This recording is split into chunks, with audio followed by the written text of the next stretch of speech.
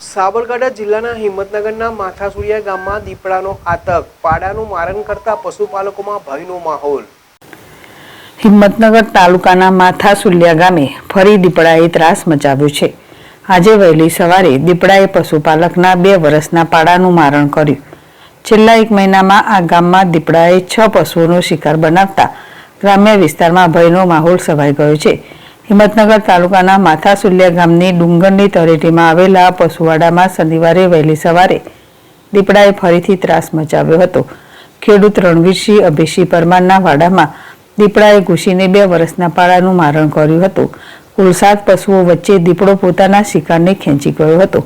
પશુઓના વાડાની આજુબાજુ દીપડાના તાજા પગલાંના નિશાન મળતા ગામમાં ભયનો માહોલ પ્રસરી ગયો છે। છેલ્લા 1 મહિનામાં આ ગામમાં દીપડાએ 6 પશુઓનો શિકાર કર્યો છે। ગ્રામજનો કહે છે કે વન વિભાગે આજ દિન સુધી પાંજરું પણ મૂક્યું નથી।